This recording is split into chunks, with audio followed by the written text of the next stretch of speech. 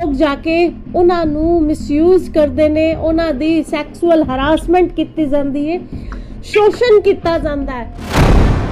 ਪਰ ਜਿਹੜੇ ਐਕਸਪੀਰੀਅੰਸ ਉਹਦੇ ਨਾਲ ਹੋਏ ਉਹਨੇ ਮੇਰੇ ਨਾਲ ਸ਼ੇਅਰ ਕੀਤੇ ਔਰ ਰਿਐਲਿਟੀ ਤੋਂ ਉਹਨੇ ਪਰਦਾ ਚੁੱਕਿਆ ਕਿ ਐਕਚੁਅਲ ਵਿੱਚ ਹੀ वाकई ही जो है रिपोर्ट लगी है उनके विच कितनी सच्चाई है क्या रहा है।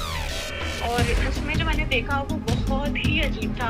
ऊपर लिखा हुआ था शमीम ऑफ पंजाब समथिंग करके ग्रुप बना हुआ था, अजीब ही ग्रुप था, कुछ अलग ही पिक्चर्स उसमें जो है आ रही थी। और जो लड़कियां थोड़ी मजबूर होती हैं या नहीं होता कुछ अपना जिंदगी जीवन जीने के लिए रिसोर्सेज नहीं होते तो वो लड़कियां हम अपलोड कर देते हैं और फिर कोई ना कोई इंसान आके आगे जो भी है कहानी बढ़ती है।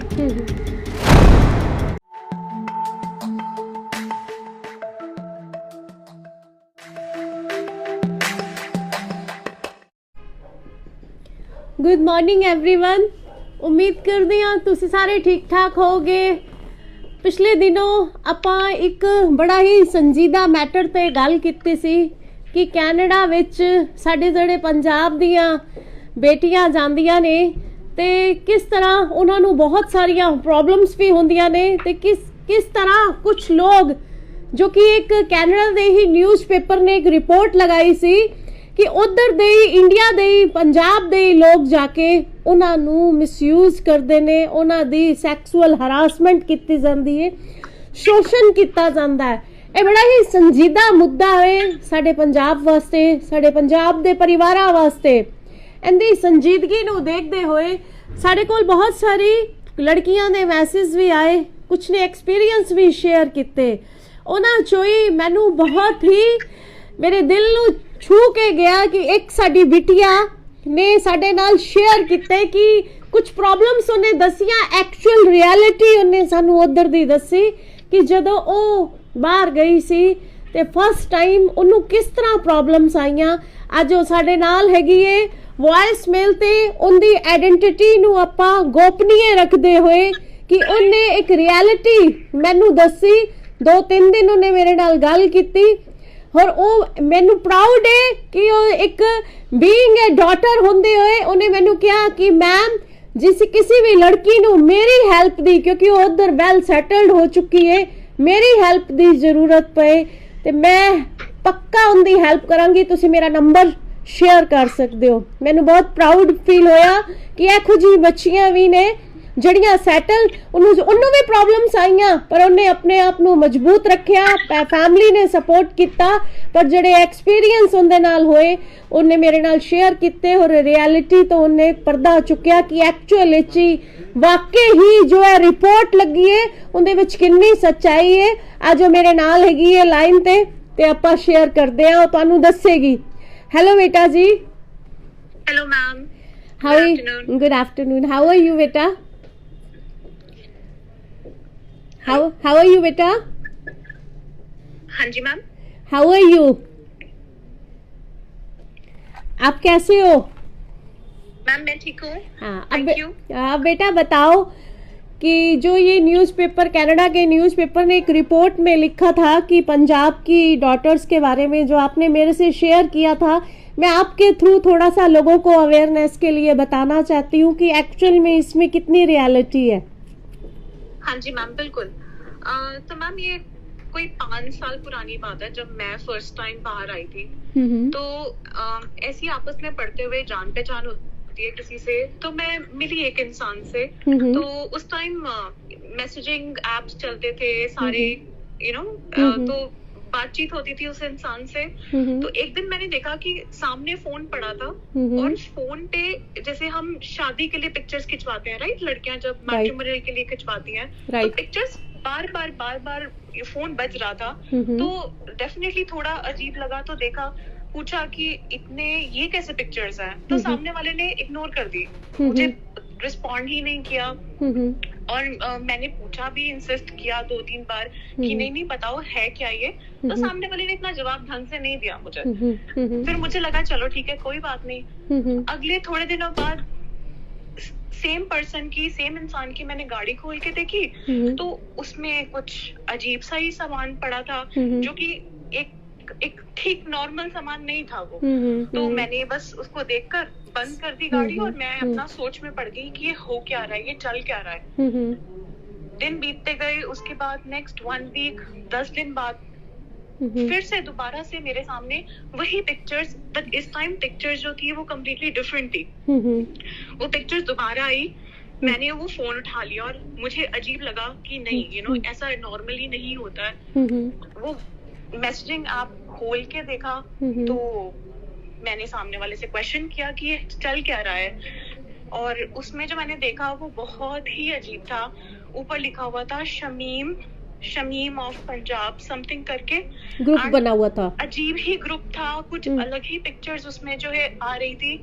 तो इतना इंसिस्ट करने के बाद, लड़ने के बाद, उस बंदे ने सामने मुझे आके बोला कि ऐसा ऐसा ये ग्रुप है, यहाँ पे लड़कियों की पिक्चर्स आती हैं और जो लड़कियां थोड़ी मजबूर होती हैं या नहीं होता कुछ अपना जिंदगी जीवन जीने के लिए रिसोर्सेज नहीं होते, तो वो लड़कियां हम अपलोड कर देते हैं और फिर कोई ना कोई इंसान आके आगे जो भी है कहानी बढ़ती है। तो मैम डेफिनेटली ये कहीं ना कहीं सच है कि 18 से 24 के बीच में लड़कियां इतनी वल्नरेबल होती हैं, यहाँ पर आके जिंदगी इतनी आसान नहीं है। एंड ऊपर से आप यहाँ पे जाते हो, शिफ्टों के लिए जाते हो, कईयों को तो काम मिल जाता है, बट जिनको नहीं मिलता उनके लिए जिंदगी जो है मुश्किल हो जाती है। तो बेटा ये जो है न्यूज़पेपर में लगा था कि रिलीजियस जगह से, कॉलेज के बाहर से, या जो लड़कियां फीस नहीं पे कर पाती या जिनको फैमिली सपोर्ट पीछे से नहीं मिल पाता, तो मोस्ट ऑफ द गर्ल्स वो है इसमें। हाँ जी मैम, डेफिनेटली।